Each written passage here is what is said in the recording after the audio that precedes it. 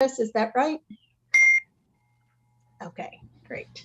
Our co-chair is Kristen McCarthy-Vahey. My understanding is that she'll be on in just a minute or two. She was just pulling into the driveway about 5:04. For those of you who don't know, she's been up at the Capitol for a lot of her time over the last week or two, doing the people's business, trying to get through the legislative session, which ends on May 4th. So before we get started today, is there anybody new who has joined this committee since the last time? If so, if you could introduce yourself, unmute yourself and introduce yourself, I would appreciate it. Great. So, great. I'm glad that that everybody who's on the call today has been on the call from the beginning, or on the committee from the beginning, because I think that will help us with our continuing conversation. I hope you also all got a copy of the materials for today's meeting. It included both the agenda, report on our charge, and the PowerPoint that was used by OPM during the last meeting to kind of orient us to what we're doing. So as a way of introduction, when I was preparing for this meeting, putting it together, the agenda, that kind of thing, one of the things that it occurred to me is that I wasn't clear on exactly if we were trying to change the state plan of conservation and development, or were we doing something else? And so I wanted to go back to the charge that comes from the legislation that started this committee, and just talk for a minute about what we have been asked to do. And the statement is that any recommendations for statutory changes concerning the process for developing, adopting, and implementing the state plan of conservation and development. And so we're really talking about process here. I wanted you all to look at the POCD, the Plan of Conservation and Development, so that you look at what the end result is supposed to be.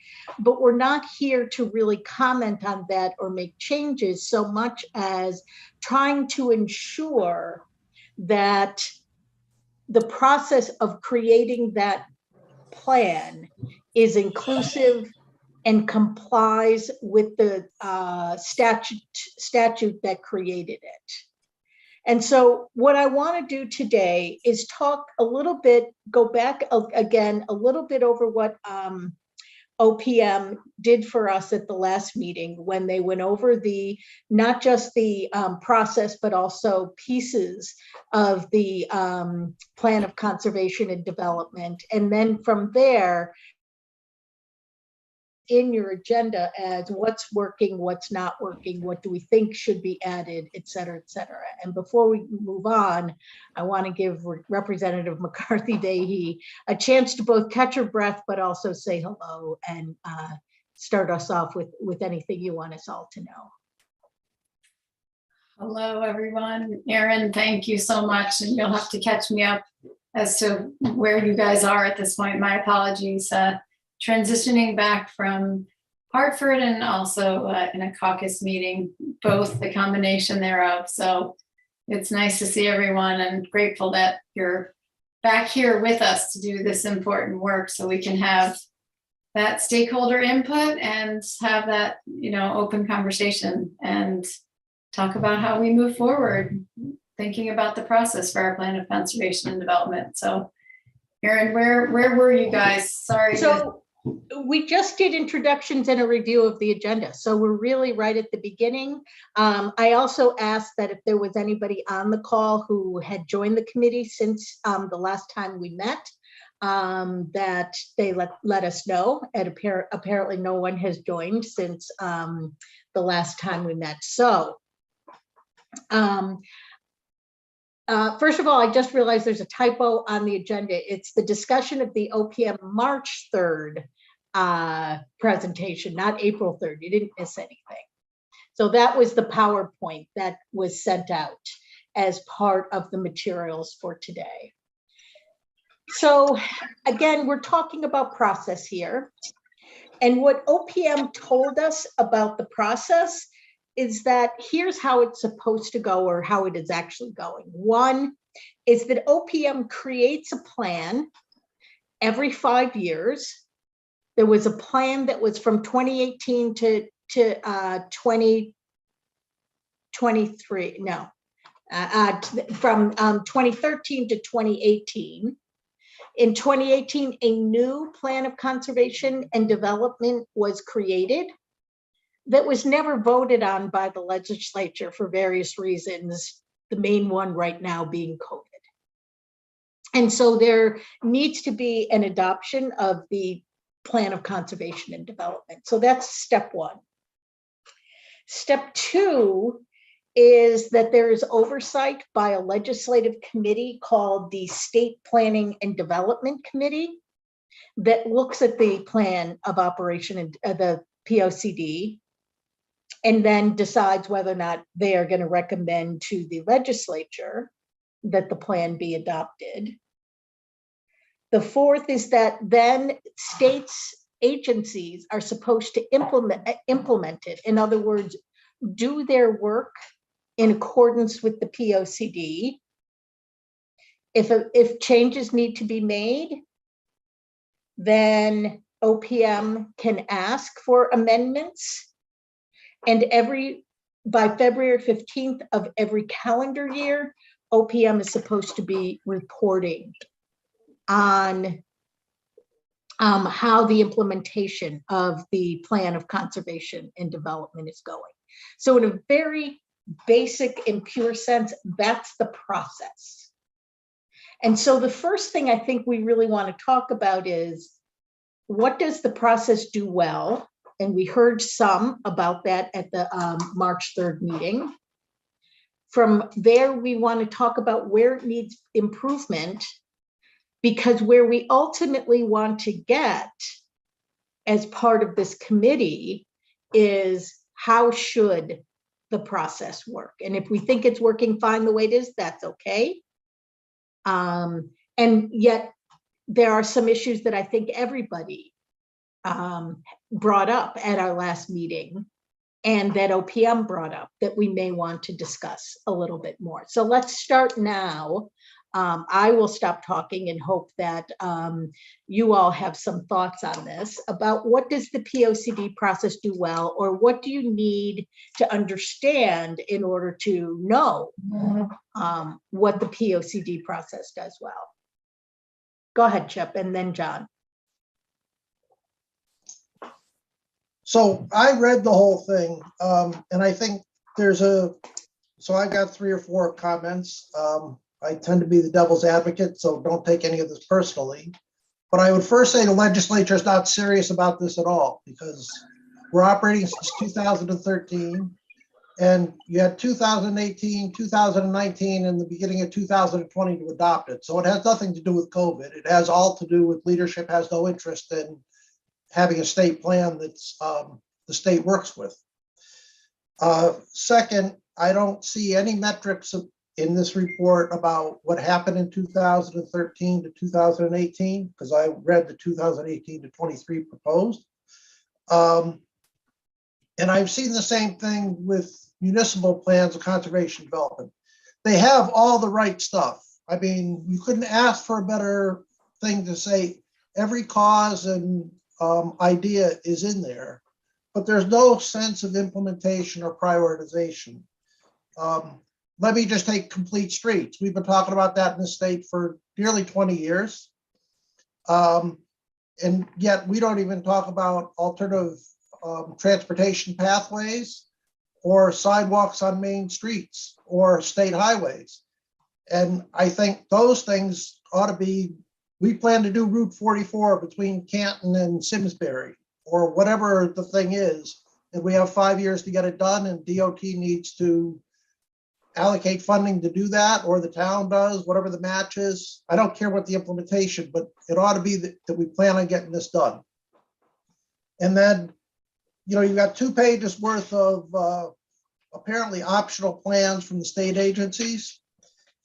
And I don't see how there's any overlay to the overall plan of conservation development, that their plans are reflected in accomplishing the overall goal. So I would say that we have no goals, we have no plans, and people get frustrated with Connecticut. Well, it's completely leaderless and just drifting in the open ocean. John, Where's this you go? had, John, you had your hand up. Yeah, first of all, good to see you, Aaron. Good to see you, Representative McCarthy Vahey. What I really want to inquire and look into an amendment process of some sort, given that with our ever-changing times, let's face the facts, climate is definitely an issue that affects us here. So I think there needs to be some more coordination for an amendment process, not necessarily every year, but maybe at the 2.5 year mark, as well as, quite frankly, looking at different outside organizations besides CCM and COST, but some of our national organizations, and really taking some insight from our federal government as well. So I think those are ways that we can incorporate any amendment processes. And I agree with Chip. I think that we have to find a way to insulate this from politics or from political forces as much as possible. I know obviously we live at the whims of the General Assembly to some degree or another, but if there are some and any ways that we can, maybe try to make this as administratively driven as possible, I think could be a potential way. And obviously, maybe adding some legislative oversight besides the outside committee, getting the environment committee, at least from that perspective, and having maybe multiple committees of cognizance here, because it really is an overall big plan. So those are just my general thoughts. I know that was very sprawling, but take it as it is.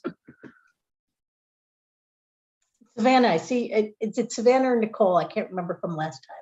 Savannah, Nicole, or SN. It's Okay, SN. I knew there was a shortening of it. I see you unmuted yourself. Go ahead. Yes, it's nice to see everyone. I had a question for John to your first comment. You referenced that you'd like to see a better process for amendment. There is a process for amendment. So would you like to see a shorter time frame of the POCD? Because there are processes to, yeah. I personally, I always like to, while I'm aware of the amendment process, I think that that's something that we can look at from a process point of view to try to maybe streamline it. I'm never in favor of shortening public comment, public feedback, but I do think that there needs to be some more definition to it, if that makes sense. Sure.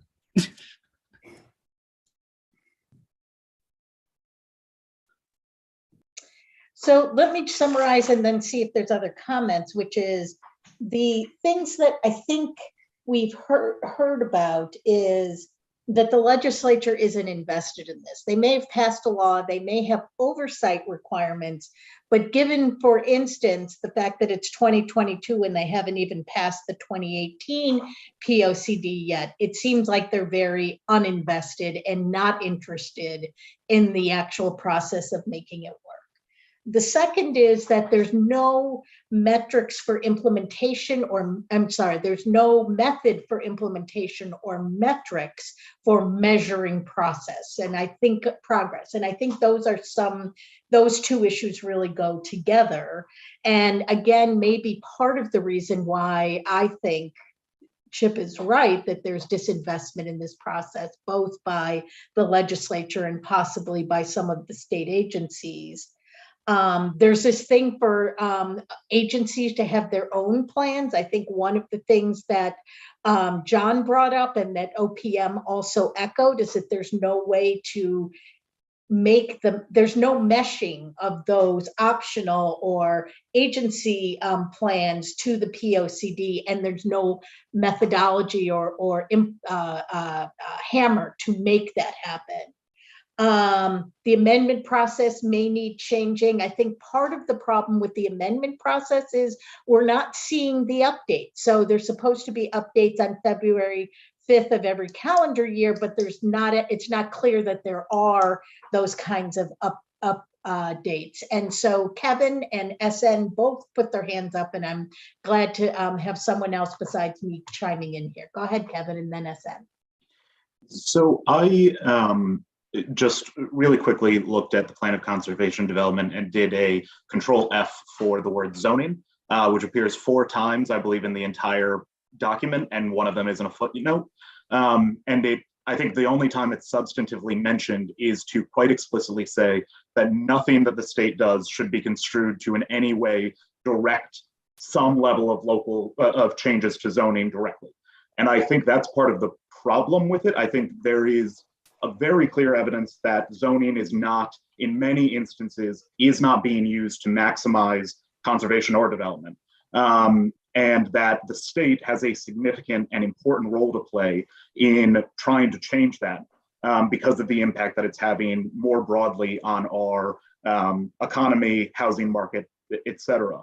And so I think that's another component of this, and it is in 2 fronts. One, I think the plan needs to much more seriously take the role of getting involved when zoning is not being used in an appropriate way, particularly in areas where there are state assets, where the state is spending tens, if not hundreds of millions of dollars to upkeep and maintain. And then 2, there needs to be some level of enforcement mechanism contemplated and detailed in the plan so that when these situations are occurring where we're having severe impacts on our housing and housing market and economy, that the state has some way of stepping in to address and to change.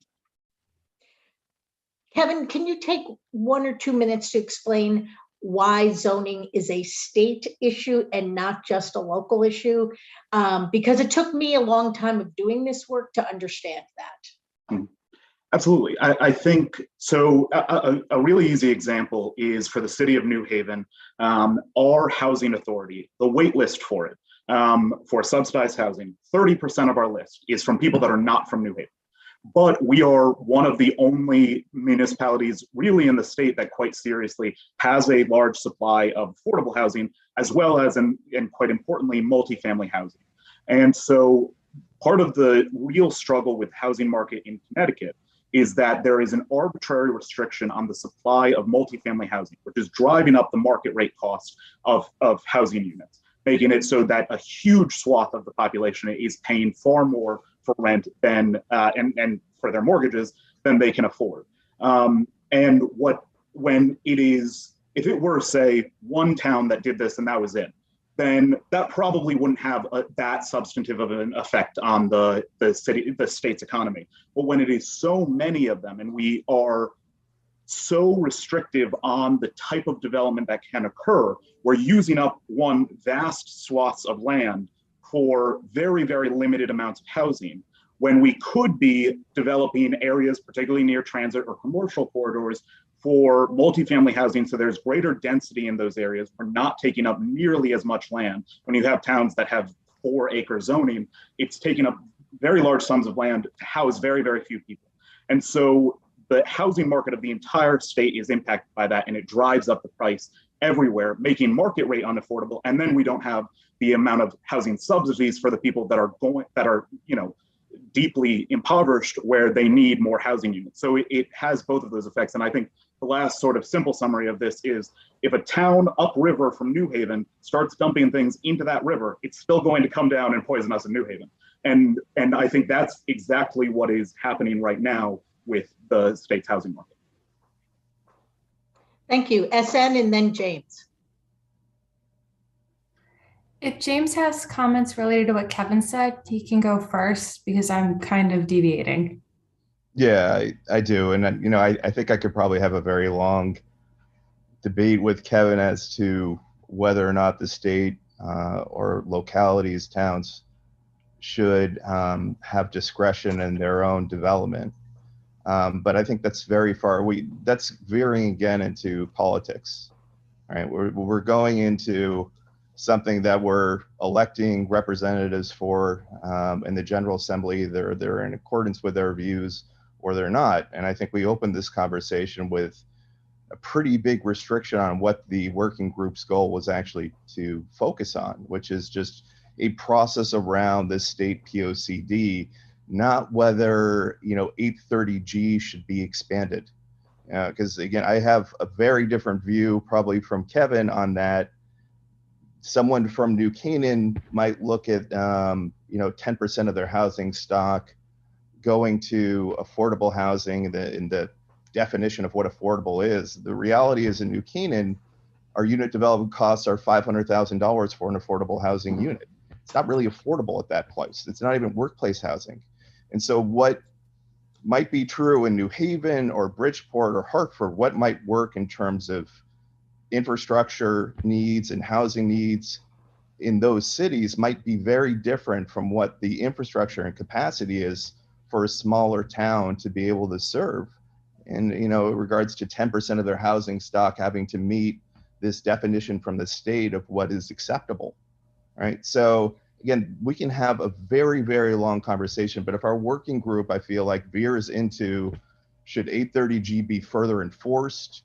Should it be expanded? We're veering away from what seems like a pretty defined limitation of this working group, which is to make suggestions on a process for the state POCD, not zone regulations. That's exactly. Thank you for bringing us back to the process that we are trying to discuss.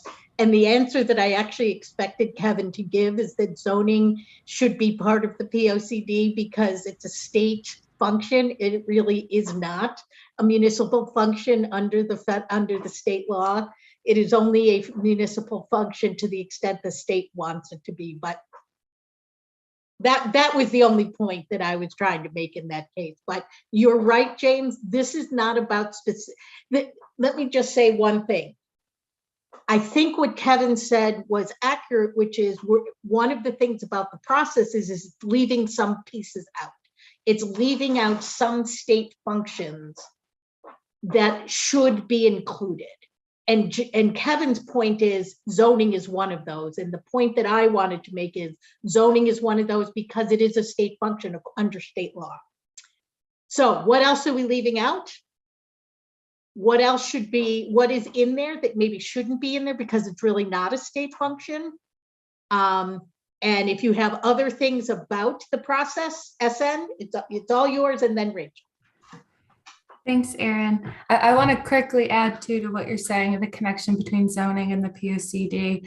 As someone who went to a school that focuses on policy and planning, I view planning as, and the POCD as that policy guidance that we're trying to do, but zoning is the practice of that. Zoning is the tool we have, and the state has given municipalities certain tools, certain parameters that we then zone on a local level for. So that's also how I see the connection between the two. And I just wanted to share that with the group. Planning is at that nexus of policy and implementation of the built environment. And so to what Kevin said and James were talking about, I guess my question is, are we going to be providing substantive comments and recommendations at the end of this as well? Because it sounds like you're kind of asking what's missing and people are thinking of substance that's missing. And then to James' point, I'm hearing we're talking about substance of the statute that guides what's in the POCD, but I'm also hearing we're trying to talk about procedure. And I think we should, if that's in our charge, to talk about both, to do both. But I think that our conversation's getting confused because some people are on just practice and some people are just on the procedural stuff. Some people want to jump straight into the substantive stuff. But I think it's important that we do talk about both, because if we just fix the process, but the substance doesn't actually get at what it's trying to do, then what are we doing here? And if we just fix the substance, but there's still no process for involvement, again, what are we doing here? So I think they're both important. And then the thing I wanted to say originally was, it was to John Board's point, going back to the question I asked originally about when we do amendments or when the plan is going to be adopted. I think something I see on the local level, something I see on the regional level is sometimes community members, we don't do a good job of educating like what is the purpose of these plans. So even on the local level, people will come into a town hall and say, what does the POCD mean for me? What does it mean for my home? What does it mean for my community? On the regional level, municipalities are like, well, where do we fit into this? So when we look at the state plan, I kind of understand that we're serving the state agencies who have to be consistent with the POCD. The COGs are connected to the state POCD because we need to make sure our regional plan is consistent. We're also reviewing municipal plans through our referral process for consistency with the state plan. And the municipalities, anytime they amend or adopt a new POCD, have to write in their letter to OPM the ways that they've met the principles that are in the state POCD. So I guess something I'd like to procedurally see change is, how do we make sure that state agencies, COGs, and municipalities who are the main focus of this document become more involved in the creation of or the adoption of? Because when it is only administrative, I love OPM, but there's only so many people in that department. We need to find ways to help support them so that the document is something everybody wants to sign on to, as opposed to hearing about it at the public hearing and comment. Because I've been in those meetings for different plans where no one says anything. We just hear what's in the plan and we keep moving. There's got to be a way to involve those three groups as well as the professional organizations, whether it be COST, CCM, CCAPA, Casio, the ones that are involved in the policy and the practice of planning in creating this document. So those are my procedural thoughts at this point. Thank you. And I see if there are 4 more people with their hands up. I'm loving this. Rachel, you're next. Chip, John, and then James. John Guzkowski and then James Bosch. I just want to make sure we're clear on who's who. Go ahead, Rachel. Erin, before I apologize for doing this, and this is the downside of not being in person, and I would have leaned over to Erin to say that it might make sense for Dan to specifically address, or Eric, some of SN's comments about process and how other groups are given the opportunity to have input into that, especially so that everyone here is also aware. And I don't know, Erin, if that makes sense to you or if you want to circle back to that, but. Yes, Rachel's had her hand up for a while. I'm going to let her talk and then I'll jump to whoever from OPM wants to comment on what they've done to try and get coordination and input from agencies and COGs, et cetera. So first Rachel and then OPM. Thank you, Kristen. So I'll be really quick and I'll just emphasize that. So I'm definitely a layperson compared to the rest of you as the experts. So I'm from kind of corporate America. So I'm a business person. So when I look at this process, and I'm a implementer of large scale program management type things. And so the first thing that jumped out at me as I was looking at it and thinking about purely process, because the specific areas are not my areas of expertise, is SN, I found your comments really interesting because, and you are an expert, because for me, when I think policy, right, and plan don't go together. Plans usually, right, are much more detailed. And so I get the fact, right, that policy, this POCD is a policy level, but when we talk about policy level, it's high level. And so then I hear everyone saying, well, we have to have enforcement and metrics and hold them to it. But what are we holding them to? It's a policy. It's not a detailed plan then.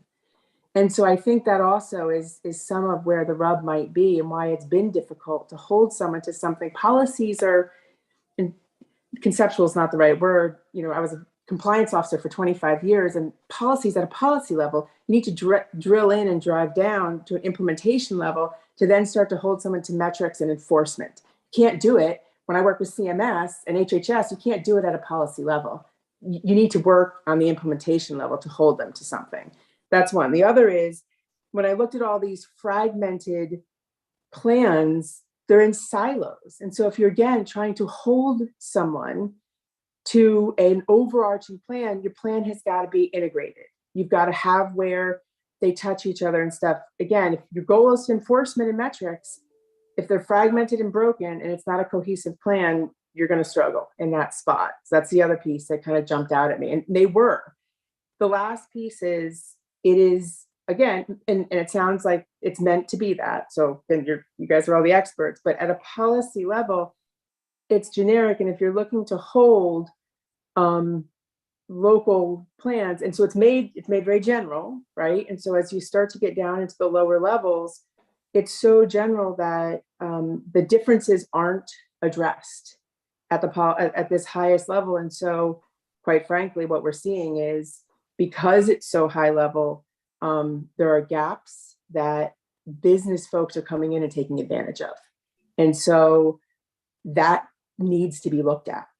And that's kind of the last piece, is that's really where that localized needs to come in, that local level needs to come in, but then there needs to be an awareness of that to allow for the local level to trump kind of this, more higher arching one, or this arching one needs to be able to address the localized differences, geographic differences and whatnot, area. The last is at a plan level, it doesn't take into account the how. I didn't notice in the process, right? This is all process. This isn't looking at a plan. This is all process I'm talking about. Where's the financing? I never have a process without it going through the financing, because it's just a pie in the sky. It can't be accomplished until you actually know there's funding. So even at that highest level, it's not a plan unless there's a way to secure the funding. And so maybe that's at the implementation level, but again, you can't hold someone and enforce it and have metrics if you've never given them the process at that policy process level to be able to secure funding. So that's kind of and again, I'm a business person. I'm giving you a different view, a different lens. Hopefully that's what I bring to the committee, but it's really hard to hold groups to that. Otherwise it's policy and everyone's like, oh, it's government, it's big government, it's policy. Something I worked really hard on with CMS when they came out, when they went from HICFA to CMS and really looking at all this. So I'll shut up. I know you guys want to move to the next person. Thanks. Eric, or who else is here from OPM? I think it's only Eric. Dan Morley is also. Okay. Hi, Erin. It's Hi. It's Eric Lindquist here, and yes, Dan is with me too. Thank you. The reason you're not seeing me on the screen today is because I'm actually tuning in from the road. I had to get on the road. I didn't want to miss this. So I just want to chime in quick, and then I'm going to let Dan chime in as well. Back into relation about the public process for developing the plan. There's several stages we go through as we undertake the revision process. And the first is an informal stage where we reach out to different entities, mainly in the COGs and the municipalities, for what we call informal workshops. And these informal workshops are really to build the plan up, to build the revision up from its infancy and really take, it's the original drawing board, if you will. And then as OPM works on developing the plan and revising the plan through the process, we then go to the more formal public hearings and public comment process. And that's when all entities, individuals, organizations, municipalities, et cetera, get to formally weigh in. So, and Dan probably has more to add on that, but I just want to touch base on another thing too. So just remember the POCD is an assembly of 6 growth management principles that are defined in statute. We can't change those. OPM can't change those. The legislator dictated those. And then underneath each growth management principle is a listing of policies, right? So if you read through the plan and you read through these policies, right, these policy statements, we call them, really they're beautiful heavenly statements that one would argue, I mean, how can you disagree with them, right? Anyone who reads the plan says, wow, that sounds magnificent. If we did everything in accordance with the plan, we'd live in a beautiful place. So in that regard, the plan really isn't, as it is right now, isn't so much a plan. There's not really much tangible about it. It's not a document that says, hey, we're here right now. We want to be here. Here's the steps we're going to take to do it. It doesn't work like that the way it's currently set up. It's really about policy, and then the law as it's currently written. The plan only applies to state agency actions. So it has no bearing on any private development, any private sale or development of land. It's really all about state investments, the way it currently functions. And it's on state agencies to ensure that state-sponsored projects are conducted in accordance with the policies of the plan, consistent with the plan. And I think as Dan and I presented the last time, there's some breakdowns in terms of the way agencies interpret the policies and implement them, which obviously we can discuss more. But I just wanted to get everyone grounded again on how the plan's currently constructed and how it works. And now I'm going to turn it over to Dan in case he wants to add something to what I just said.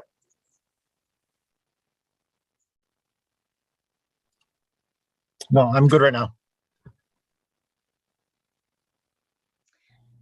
Thank you, Eric. That was very helpful because I think that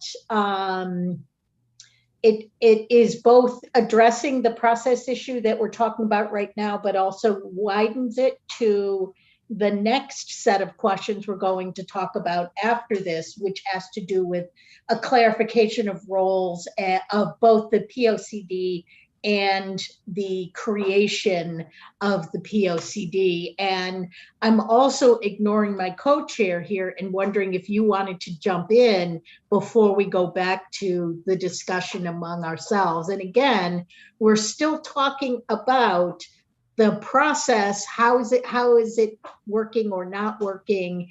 And the next piece that I think Eric was very articulate on has to do with the roles that different people, organizations, agencies play. And so, Chip, you've had your hand up.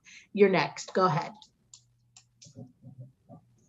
Thank you. So as I look at this, Kevin, I think you're right that zoning is not very often mentioned, yet it's plan of conservation development, which is by definition building human facilities on the property. So I do think there's some legislative implementation that has to change. I think the Buchanan affordable housing, Glastonbury will never comply with 10% either, because at this town, it's got to be owned by the municipality. And we aren't going to build 1,300 units of municipally owned housing. But there's a lot of private housing that is considered to be affordable, but it doesn't fit under the definition because it's not included under, it's not owned by a nonprofit or the state or the town. But you certainly could adjust zoning to say, if you have sewer and if you have water and if you have transit, you can't deny, with the exception of maybe a historical district, you can't deny multifamily housing. Because we have a housing problem specifically, not just an affordable housing problem, we have just a totality of housing problem. And I think I just want to stop you there because I think we are getting back into the weeds of what should be in, and we're still trying to address process. No, I'm not trying. What I want to say is the legislature needs to come along and say that there's some tools to deal with these issues differently. Because right now, Eric's right. This is a perfect plan. If you read it, it's nirvana for everybody. But in, my 40 years of adult life in the state, we haven't made very much progress on any of this. We've all talked about it, but it's not really happened. And so I think you're going to have to tighten it up a lot for the agencies to demand municipalities and themselves to do things. And a $200,000 state investment ignores most of the investment that happens, to Rebecca's point, in the state. A lot of people do things privately. John Guskowski? Hey, James, I do and I'm see your sorry. hand. Yes, I'm calling in from the road. Also, hopefully, people can hear me all right. Yes, you're fine.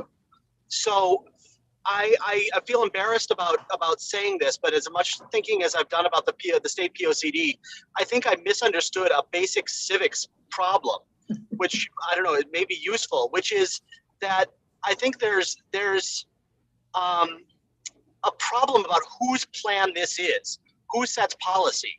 And I think, I have frequently thought of this as the OPM's plan or the executive branch's plan, but it's really not that at all. In many ways, OPM basically functions as a consultant to the legislature in writing their plan, which then it's the legislature's job to adopt. And to a certain extent, the nobody is incentivized to think boldly or to think, with powerful implementable policy, because OPM, has these growth management principles that are vague and anodyne, but then also basically has to present something to the legislature that they can get a majority of the legislature to sort of agree to and adopt, which obviously hasn't happened recently because nobody's particularly excited about it. But it also, because of that, it probably also has to be written in such a way that is not too particularly controversial. And so all of these local representatives who represent, the municipalities who might not want housing or might not want growth or might not want all these other things, have to convince them to adopt this statewide plan. So the incentive structure might not be right for establishing a statewide vision. And, perhaps we need to reconsider where this plan lives and who should be responsible for creating and implementing it, so that it has the opportunity to be more forward thinking and more legitimately implementable. And so, that might be something like, taking the growth management principles out of the statute and giving possibly the executive branch or the governor's office more authority to say, this is, you elected me to lead. This is the direction I want to take the state. And obviously the legislature is responsible for budgeting and stuff like that. But if someone is going to establish, a 5-year policy for the state, to a certain extent, I think that might belong more strongly in the executive branch, where it's technically not. The executive branch just prepares the plan on behalf of the legislature. And I think that might be a little dysfunctional. Yeah. Okay. It's 4:45. I want to spend about 10 more minutes on this because we have had several people with their hands up for a while that want to comment.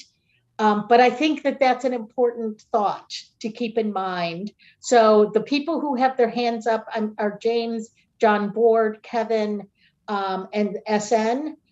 Does OPM want to respond, either Dan or Eric, to what John Guskowski just said before we move on? I would like to respond. Great, go ahead. Yeah, I would just like to point out that, whether the plan resides in the legislative branch that's currently does or the executive branch, how it's implemented is through state agency programs. So, I think I'm open, I think there's a fine debate as to where it should reside, but ultimately I think you can work with it under its current construct through implementing it through state agency programs. So I'll just throw that out there. I don't know if Eric wanted to add anything further, but that's just my thought. Again, doesn't matter where it resides. It's in the will, whether it's the will of the legislature to implement or the will of the executive branch to implement it in a certain manner. Yeah, that's a great point, Dan. I don't have much further to add. I just want to echo John's statement about the confusion that exists about whose plan it actually is, because it depends on who you ask, right? Some people will say, oh, it's a legislative plan. Other people say, oh, it's a plan that municipalities are supposed to follow when they're doing their own plans. And nobody really knows. And I think there's a lack of clarity there. So I just wanted to echo that point. Thank you. And before we go to the people who have points to make, James, John, Kevin, SN, Chip, I'm skipping over you, but I will get back to you when we get to our next piece or at the end, that we are going to be making recommendations. That's the specific charge to this committee. What recommendations do we have to either change legislation, change procedure? And so I'm liking that you all have very clear thoughts on this, and I'm appreciative to OPM that they understood that they are agreeing that we're discussing the right issues right now. That we're discussing issues that they themselves, the people who are working there, are grappling with as they do this. So, James, go ahead. Yeah, no, I just wanted to kind of pick up on some of the really good points made by Chip and Eric regarding ownership over this. If the legislature hasn't passed the state POCD since 2018, I agree with what Chip said earlier. It's likely not because of COVID. There's certainly a lot of hours that have been put in, and as I'm sure Representative Fahey can attest, it's because it's not a very big priority. Why isn't it a big priority? Because I'm guessing that a lot of legislatures believe that in terms of the teeth of how the development of the state is going to take place, and it oftentimes happens at a more local level, that they are going to govern that, right? The legislative branch is going to govern that. It frankly should be the legislative branch in my mind, because those are our elected officials. I don't think that power should reside in the executive branch. I don't think it should be with one individual. I think it should be, the representatives that we have from our 169 towns and cities that are deciding how these things get implemented with respect to what they hear back from their constituents, that they're hearing much more from than another legislature is from another part of the state, or an executive might be. So I think there's some method to the madness, even though there's a lack of ownership and accountability that makes this process really obtuse. I think there's a reason for that. There's a good reason for that. I think it makes sense in some ways for OPM to kind of offer a big picture vision, and it's really up to the legislature to decide how that gets specifically implemented in localities that are very different across the state. So I think, in some ways what we all want to do is we want to create more agency, right? But I think in terms of, where the agency lies here, in some ways it makes a lot of, sorry about that, I had a call coming in. It makes a lot of sense to me, the way the process works. Now, that goes back to another point that I think Rachel raised in a really eloquent way, which is, well, how do we make this a more efficient and streamlined process? And from the limited amount that I do know, which is that OPM is developing this POCD in consultation with the regional COGs, the state agencies, municipalities, the public. When you have all these stakeholders involved in this type of decision making, that is inherently going to make it a really inefficient process, right? And so what I would want to lean on more, since again our charge seems to be process oriented around the state POCD, is to get some candid feedback from OPM about how this process can be more streamlined and efficient. How can they, feel like they have more agency in this process and they don't have to make sure that every single stakeholder has had their voice heard, and they're disincentivized from really caring too much about this because the legislators are not even voting on their product.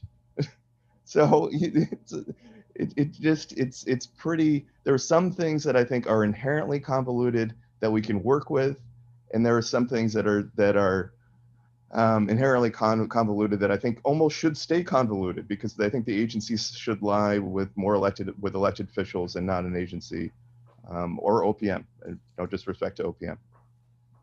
I'm going to ask Kristen to jump in here. I see your hand up. You haven't really spoken since this began, but as one of the legislators who we've all been referring to, and I know you sit on the Policy and Planning Committee at the legislature. Can you go ahead? Thank you. And just to be clear, part of why I'm being quiet is I am taking minutes for the meeting, or attempting to. And that actually speaks to process. And the fact that as a legislature, I don't have a full-time staff person. We're a part-time legislature. So this is, a very practical piece of what this is. The commission, or the continuing committee, is a separate group aside from the Planning and Development Committee. of the legislature. I think, Aaron, at the beginning, you actually referenced the Planning and Development Committee. That's a different Right. group. Right. Two different groups. So I serve as a co-chair for both of those. And from a process standpoint, practically speaking, it's difficult. I also just want to continue to emphasize that while the plan will have local impact and implications, it's really state agencies. And I think that's something that a lot of legislators don't all understand. A lot of people in the public don't all understand. And I think, James, your point in the last comments in terms of we want to make sure that we get that broad feedback, but how then do we put that together to make it work and make sense and be able to apply that in different ways? So I think, for me, as a person who's tried to get this plan passed through the legislature, 1 year COVID was the issue. Prior to that, there were technical issues that were, yes, there were politics involved in some of that. I mean, the reality is politics will intersect this, policy will intersect this, planning and process, all of it does. It's all part of it. If we want, particularly our legislative leaders, to be providing input, there will be politics in it. That doesn't have to be a bad thing, because the political process by its nature is trying to, as we as representatives are trying to represent the various constituencies that we are serving. But I think this discussion, I'll admit, kind of has my head spinning, because there are a lot of really excellent points that I think everyone has raised in terms of how we go about this. And I think just based on the nature of this discussion, we're on item number 2, Roman numeral 2. And I think it just speaks to the complexity of this conversation even. So that's probably enough for me for now. I'm going to continue to listen, hopefully try and synthesize your thoughts as you all share as well. Thank you. John Ford, sorry. Thanks, Aaron. Just a few quick comments for me for the, I think, second time. One, first and foremost, I appreciate OPM being on this call. I think that it's important that we have stakeholder feedback during this process, that we hear directly, not only from OPM, but COS, CCM, the legislative leadership, COGS, and even everyday commissioners as well. So I think it would be helpful if we put a call out to those individuals to solicit feedback, either here live on a committee meeting or through, I guess, written testimony, letters, whatever method we want to do that. So I think that's important that we have. I also think that we need to find a way to, from a process standpoint, I don't want to age myself, but I think I might be the youngest person on this call, to try to make this more 21st century accessible. I think accessibility is incredibly important. So I think that we need to find a way to address that. And the last point that I'll make, and I'll turn it over to Representative McCarthy-Vahey here, is to, quite frankly, get any feedback that you have to give. I know that you and Aaron probably talk regularly, but I'm not sure if you have any. I want to give you the opportunity to sort of give any insight that you might have here beyond the previous comments that you made, if there was any additional comments you had. Madam Chair. Yeah, go ahead. Aaron and I have not talked as regularly because we're in the middle of the legislative session. So I have spent the majority of my time over the past few weeks, number one, trying to get the plan and the companion bill passed and some other bills in the committee. But I'm hoping after May 4th that we will be able to have more regular and I would say in-depth conversations. So just, again, practically speaking. And I think, John, to your point, in terms of getting direct feedback from people, that is absolutely was one of the motivations. Creating the commission was one of, in conversation with some folks last year, one of the ideas that I had with some others to help do exactly that, because we do have in this group, actually, a number of those stakeholders, but I think it would be a good idea to specifically gather, and identify some of those specific roles you're talking about. We haven't heard from any COG members, and to have maybe a few more people speak directly in terms of the commissioner costs and CCM. I think that's helpful. That's the goal of doing this, is to really, hear those various points of view, and also for all of us to be able to help educate others based on what we learn. One last question to you, Representative. And I know we were discussing this a little earlier about and Rachel brought the point up of finance. Would it be helpful to potentially include both appropriations and finance in this discussion if we do make a recommendation that there should be some financial metric tied to this? I'm pausing to think about that. I was thinking about what Rachel said, and Dan and Eric, one of them, might actually be better poised to talk about this. Let me jump in here, which is, it's getting close to 5 o'clock. Kevin, Savannah and SN have been waiting for a while, and I really want to hear what they have to say. One of the things that we need to do at the end of today's meeting is to discuss the next set of meetings. And so part of what I have already proposed is having municipal representatives come in. I know Kevin works for the city of New Haven, but other people who are involved in John, I think you're with New Britain, John Board? No. Yeah, I've done work in New Britain, Derby, etc. Okay. Regional people who work on regional issues. I did not think of having agency people, but let's put a pin in that for 5-10 minutes while I want to hear what Kevin and SN have to say. So go ahead, Kevin. Thank you, Aaron. Thank you. So I think the first thing, just on what I was talking about before, I can't imagine how it is possible to create a plan of conservation and development that doesn't contemplate land use. Like, that's the most bizarre thing I can imagine, is when we're talking about conservation and development and none of the policies that are contemplated in it have to do with land use. It's never going to be a plan if that's the case. And I think Rachel really eloquently, I think, described the problem here, is that it's not a plan. It's not, as it's currently written, not intended to be a plan. And I don't know what this has informed from state agencies doing from, like, I don't know what any state agency that's saying, oh, in the plan of conservation and development, it says we should make more housing options.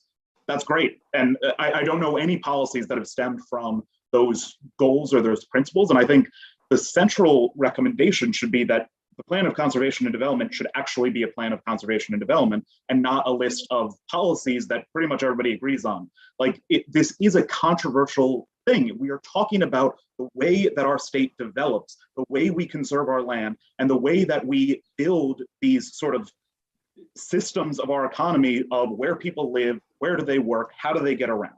And for something, and I think, to sort of in short form to what some other folks have said, I think the legislature needs to specifically empower and disempower state agencies to do things based off of the plan of conservation and development.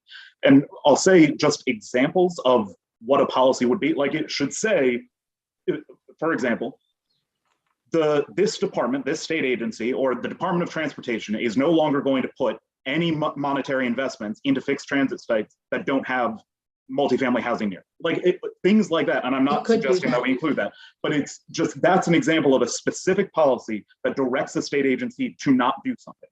Or talk specifically about the fact that there is huge swaths of our state that do not have the necessary infrastructure to develop, both transportation, sewer and water, all of that. And so I think the legislature needs to quite seriously pass laws that direct the executive branch to be able to do something that they are not currently doing.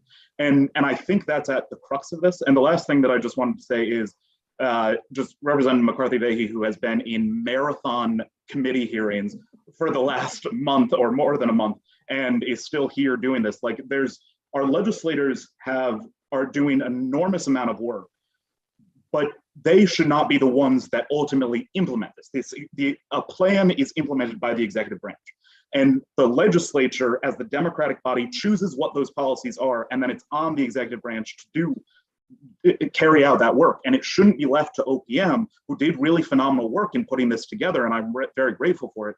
It shouldn't be on them to say, okay, here are all these ideas of what's an actual good idea as ideas, but not a plan of, this is what our state agencies are going to be doing. This is the period of time that they're going to be doing it over. And this is the financial resources that we're going to put behind it in order to accomplish this goal. And actually, I know I said last thing already, but I think something John said, which is for younger generations at 27 myself, like young people aren't engaged in talking about what their state looks like over the next several decades. And I think they're a very, very important voice to have. And I think that's something that is something that we should just contemplate how to get more people engaged. Also, for the record, Kevin is younger than me.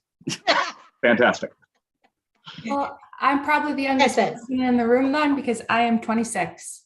So Next, we're going to ask for everyone's birthday. Oh, no, that would be. Go ahead, and then I'm going to take the reins back for a few minutes. Awesome. Okay, and Aaron, I'm summarizing what I've heard a little, so I hope I'm not stepping on toes, but it's helping me comprehend where I'm trying to go in this conversation.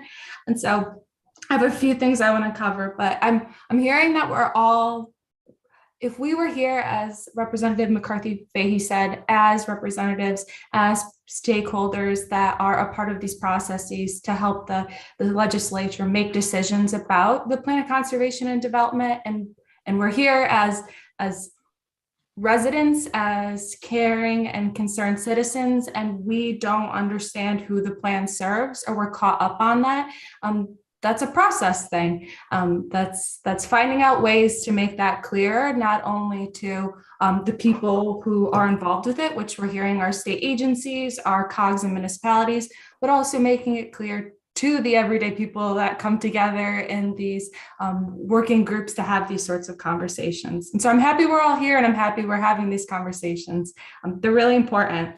And then I think it was James or John, someone was kind of talking about ownership, and that's something that I wrote down on my paper and underlined is who's involved in creating it is OPM. And I personally like that it's with OPM. I think that it's good to have a body that's doing these sorts of things, but who owns it's important. And so I think as someone who works for the Naugatuck Valley Council of Governments, when we work on our regional plan, we have our regional planning commission, as well as we have our board members who help guide us throughout this process. And so when we have ownership, yes, of course, we have instances in which we have these informal and formal ways for public education, for public involvement, but there's a difference between involvement and there's a difference between ownership.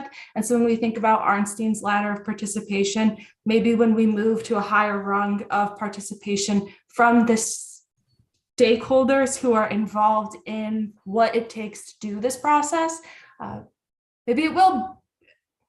I think we need to look into that further, is the point I'm trying to make, is to move from just information and to share the workload, to share the responsibility, to share the ownership that OPM is tasked with in creating this document. So maybe I'm in there. So I guess my policy thing I'd like to look into more is what are ways we can make ownership stronger for those involved? And then how do we still keep, to John's point earlier, we want the public to be involved. We don't want to limit the public communication process. We want to still provide those informational ways to make everybody aware of what we're doing. I hope this is a good start for that. And so then we're talking about who does the plan serve, who's involved, but like, what's the purpose of the plan? And this kind of goes back to the conversation we were having earlier, where I was talking about my interpretation of zoning versus the POCD. When we really think about what land use is, I'm a professional planner, I'm an AACP candidate, I'm going to Casio. The POCD is a policy document. When we get caught up on the fact that it's called the Plan of Conservation and Development, that's just the name it has, but I really truly do see that as a policy document. And so when we look at the statute that governs what has to go in the state POCD versus what goes in the regional POCD versus what goes in the municipal POCD, they're very different. And so maybe that's something that could help us understand the different roles each document plays. On the local level, the municipal POCD truly does play a stronger role in local land use. And so when we have commissioners here, we have planners, it can be confusing sometimes when we're like, well, that's not how our POCD works. On the regional side, ours kind of mirrors more the state. So I think there's a little bit of a gap there. But so we have the POCD as a policy document. I heard Chip and I also heard Kevin talk about the ways in which zoning, and Aaron, you as well, zoning is a state function. And so when we think about Public Act 2129 and all of the changes that made on a zoning level, I just want us to not be careful, but think about all the tools in our toolbox. So there's a difference between creating a policy document and using zoning as one of our tools to achieve changes in our built environment. And so I think kind of understanding the difference between the tools is really valuable. And then to the procedure standpoint, how are we going to enforce them? That's what we keep getting caught on. And I think that's supposed to be a really important part of this conversation. We enforce the zoning side of things where if things go wrong, you get sued, there's case law, things are changing that way. But from the POCD side of things, we're not in a state where if your local zoning are inconsistent with your POCD, it's void ab initio. There are states where that's a tool they use. Our only tool right now is that if you don't have your POCD, you don't get discretionary funding. And so what sorts of ways do we, to Rachel's point, make this document go, and to Eric's point, it's a pie in the sky. How are we trying to actually get people to use it? While understanding the purpose of what this document's supposed to serve. And I really do hope we get into a substantive conversation where we can provide recommendations for, it's section 16A-27, where if you read it and you look at what the POCD, the state one, covers, they're very different. I really recommend we do so. And so the last thing is, so everyone who thinks that SN should write the final report, raise your hand. Yep, she's got it. She's got the perfect outline. Dan, I'm going to let you have the last word because we have to move on to next steps. So go ahead, Dan Morley. Okay, I don't think I was waiting the longest, but I know I'm skipping over Chip because he's going to be the person who gets to say the last word, as they say. I just wanted to point out, getting back to the earlier discussion about whose ownership this is, if we take the current construct, I think the whole purpose of that was a checks and balances type approach. The plan first originated in the early 1970s as an executive branch plan. The legislature then got into the game, and now the legislature has oversight of it. And the continuing committee that was set up to, shepherd this through is basically the agent of the legislative branch. So, one possibility for consideration, and, I understand any committee of the legislature is hamstrung with time, but there could always be something like an ad hoc advisory committee that could be sort of the oversight for implementation and advise the continuing committee on, how the plan is being implemented. So just a thought to keep within the current construct without having to, talk about blowing up the statutes and how can we do it differently. Thank you. That was actually a great way to end. And I'm not kidding, Chip, I haven't forgotten you. So if you look at the agenda, we got through 1, the introductions and the review of the agenda, and 2, a discussion of the March 3rd, April 2022 presentation, and really never got to the questions to be answered by this committee specifically. There's a lot of discussion, but we didn't really get to that. But what I really want, and so that leads me to my next piece, which is number 5 on our agenda, which is our next meetings. And this was honestly me putting together a list based upon things that Kristen and I had talked about who we thought we also needed to hear from. So we have about 20 minutes left. I really want to hear from people about what they want to do next in terms of who we want to have people talk to, who do we want to have talk to us, what are some of the other issues that we should be looking at. And let me say that the deadline, I believe, is January of 2023. Am I right on that, Representative McCarthy-Vahey? So we have to actually, go ahead. Aaron, you are correct. That is the current statutory deadline. We're currently in session, so that's something that if we feel like we need more time, that may, and I've heard that from some of the other working groups, it may be something we might want to look to amending. So I think we do want it to be amended, because what I have right now is meetings sketched out through August, and that's assuming that no one that we want to talk to and nobody on this committee is going to be on vacation and missing some of these meetings, and I think that's unrealistic. So the next question is, let's talk about, of the list that I have, who else do we want to add? And, you know, don't worry about the exact dates. I can, Kristen and I can help figure that out. And do we want to take out or have 2 on one day, for instance? That's a question. And then the other question that we should also discuss is meeting in person versus online. So if you want to comment on next steps, either unmute yourself or raise your hand. If you are still wanting to comment on some of the discussion that we've had, you can lower your hand for right now, and I promise we will get to you at the end. So next steps. Chip, you still have your hand up, so go ahead on next steps. So I think next steps for me would be, I would want to hear from OPM secretary or the governor's chief of staff, or both, about how they would see implementing at the department level what the plan is. I think that would be the first place to start. And then to follow that, how would municipalities and regions implement the overall goals of the plan? Because I think OPM has to start that. I agree that I think this is an executive function, not a legislative function. So I still have my other comments, but that's okay. James.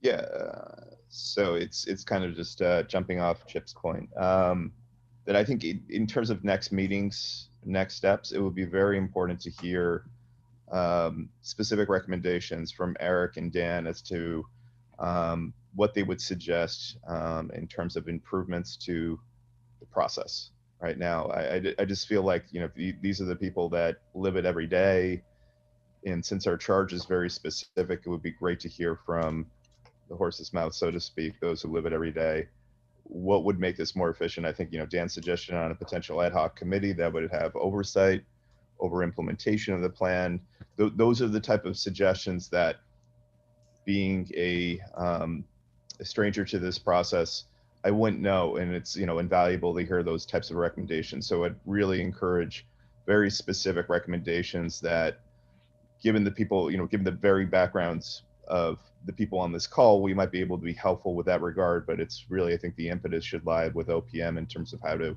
improve this process. Thank you. John Board.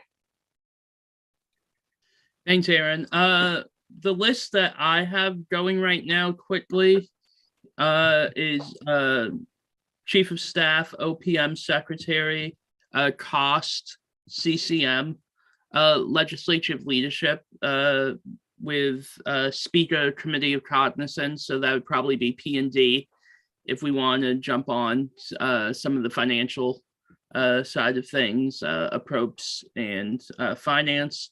The cogs, I think getting all 8 cogs involved is important. And also local boards and commissioners. I know, for example, there's the statewide registrar of voters. I would assume that there are probably other similar organizations or informal organizations across the state. And then quite frankly, any other, if I'm being candid, I think other interest groups as well could help provide insight not only to our subcommittee, but to maybe the committee as a whole, and then general public. I know that seems I think that's a fairly comprehensive list. Hopefully I'm not forgetting anyone. SN. All I want to say is I think that, where'd it go? Kevin? Oh my gosh. Kevin Alvarez. No, sorry, John's list. I think, sorry, I was days on day. I agree with cost and CCM, but I really do think any conversation should also include CCAPA and Casio, because we are talking about policy, but the people who implement it are the planners and the zoning enforcement officers. So we should have them in the room with the conversation we're having as well. Agreed. Thanks for the reminder, SN. So let me put out to the group in person, Zoom, or hybrid. In person. In person, would we be at the Capitol, presumably? We'd be at the Capitol, yeah, because this has to be broadcast. In person, it's just, it's when you're there in each other's presence, I think it's possible to have a more informed conversation, a more personal conversation, and it just lends itself to having, I think, a more inclusive conversation and a greater productivity. So there are people from, go ahead, Kristen. Thank you so much. Having spent a few hours standing on the floor debating the remote meetings bill, I would prefer to meet in person as well, but especially if we're planning to meet over the summer, I would like to offer a hybrid option. Fortunately, the legislature has adapted some of the, or actually at this point, all of the committee rooms. So I think in order to be able to maximize participation, but what I found, I will say, because we started as soon as we were able in P&D to do those in-person meetings, only a handful of people were in person. So one of the things that I found is, may need to communicate. So for example, it may be easier to, I'm just saying it may be easier in September for all of us to actually be in person versus August and July.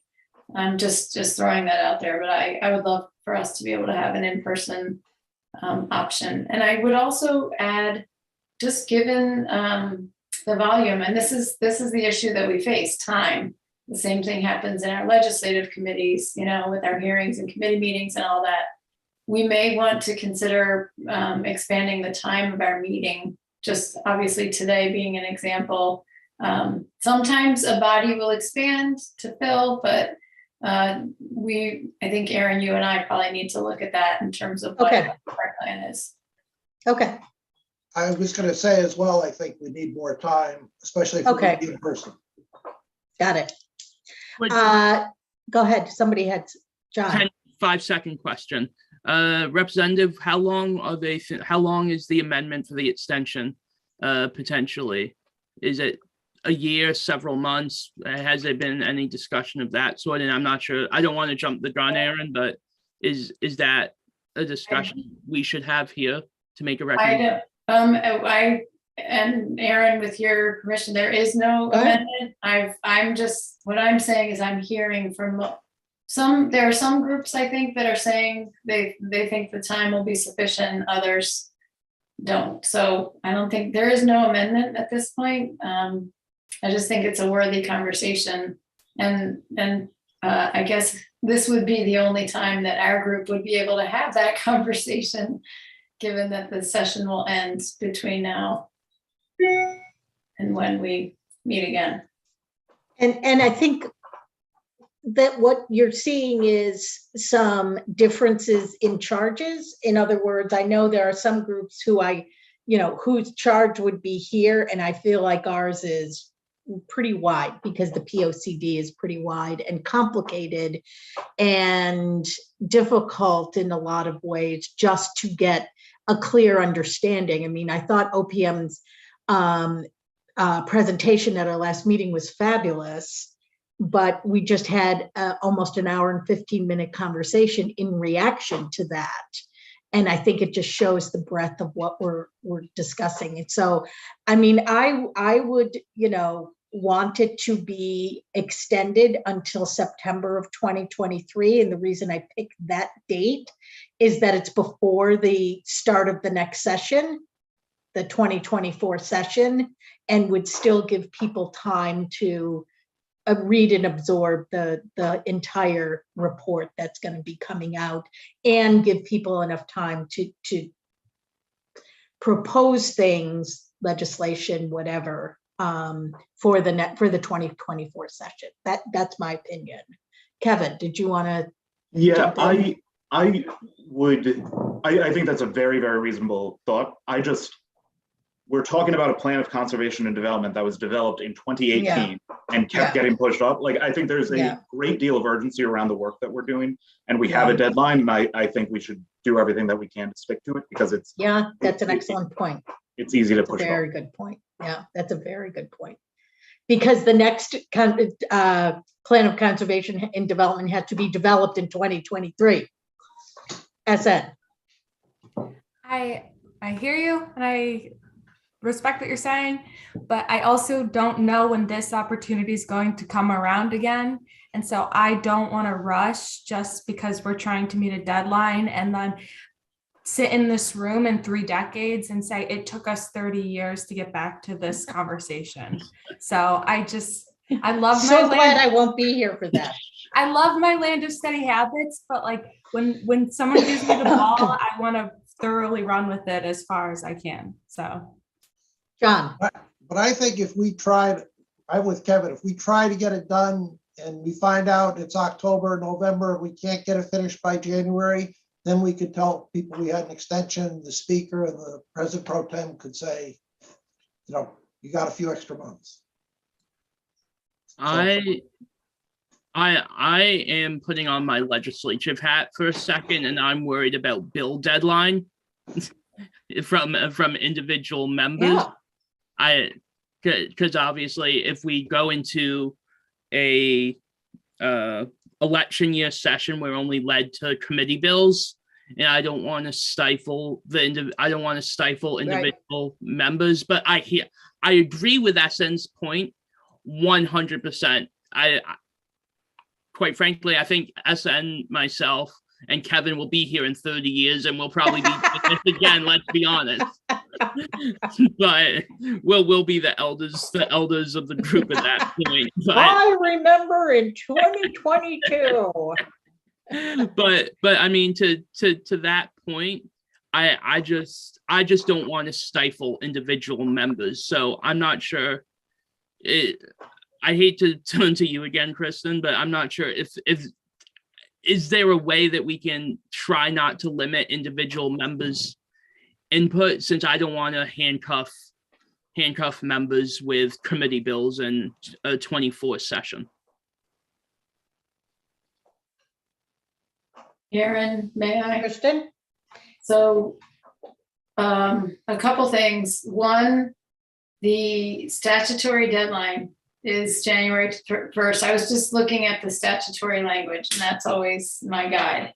It reads, except as provided in subdivision 2 of the subsection, not later than January 1st, 2022, and not later than January 1st, 2023, the commission shall submit a report to the joint standing committees. I need to scroll down to subsection 2. This is when I wish there was in subsection 2, it allows that if we are unable to meet the January 1st, 2022 deadline set forth, that we shall request from the speaker and president pro tem an extension of time. And then in subsection 3, it indicates the commission shall terminate on the date it submits its final report or January 1st, 2023, whichever is later. So, and again, keep in mind, we are one of 5 working groups. So this is how legislation works. We have to come to consensus, and then the legislators have to come to consensus on it. So that's, just so everyone knows that. I don't know, John, if I'm answering your question, because I'm not forgetting properly the other portion of it.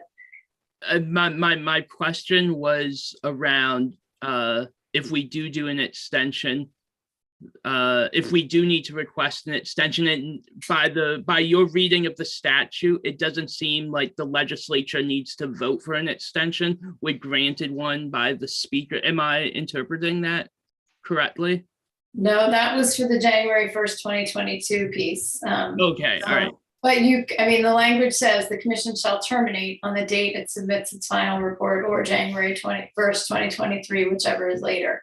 I guess what I want to say to your question though, more specifically, is that any legislator in next session can put in any bill they want and make any recommendation they want based on their own ideas, a singular conversation, what they've heard in this working group or others. And then in the following year, the short session, the only bills that legislators may propose individually are bills that impact the budget. And presumably anything related to this would not be a bill that would impact the budget. And as such, the committee chairs would need to agree to raise those bills. I will also note that the Plan of Conservation and Development, which we've passed out of the House, along with a companion bill, which pushes back that implementation process to buy a little more time for Eric and Dan, that those are in the Senate right now. So if anyone's interested, this is just a commercial to reach out to the Senate and encourage them to pass the plan and the bill. I'd be much obliged. All right, so I think with regards to whether or not we should request an extension, there are excellent reasons yes, excellent reasons no. We have elected officials that we have elected to make these tough decisions. So we're going to leave it to the legislature and continue on with our work.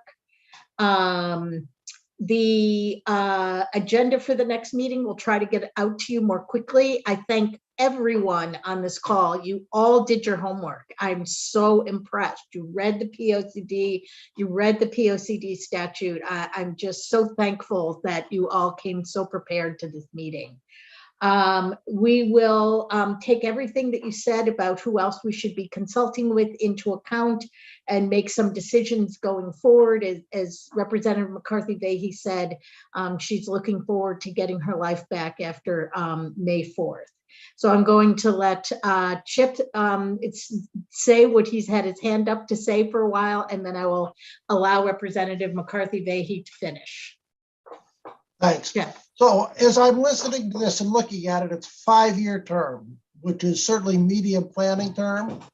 And I think the policies that we have probably fit in the long term. So I wonder if it should be a legislative adoption for somewhere between 10 and 20 years. And then we have a 4-year or 5-year implementation plan with every gubernatorial election, so that the governor and his agencies would have to explain how their plans implemented the state long-term policies.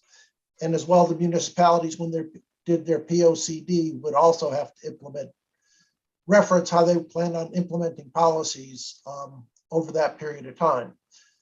For instance, it could be sidewalks, rural towns could be open space or farmland preservation, cities could be more for housing or industrial development or something.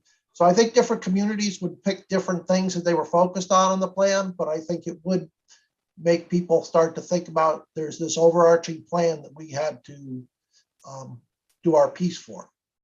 So it would be something for everybody to consider. Would that be a way forward? But break it into a long term and a more medium term.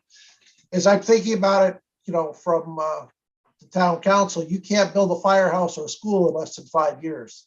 So anything that people talk about for a 5-year term basically is going to be done before it gets there. It's going to cross over another plan. So I think more of a vision statement and then implementation plan would be the way to think of this. Thank you. Representative McCarthy-Vahey, what are your final closing thoughts? I just want to concur and say thank you to Aaron. I think that even though we didn't go over the next steps, the reading, of the statute to SN's point, 16A-27, I think is another thing that we should look at and send out. And I think we will do that. But I want to say a special thanks to Aaron for keeping us on track and for keeping us going. And I am looking forward to re-engaging a bit more actively.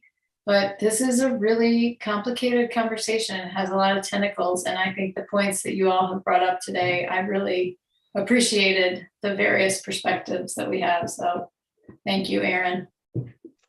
Thank you all. And if you celebrate any of the religious holidays that are coming up this weekend, I hope you have a lovely holiday, and we will see you back here in a month. Thank you. Bye.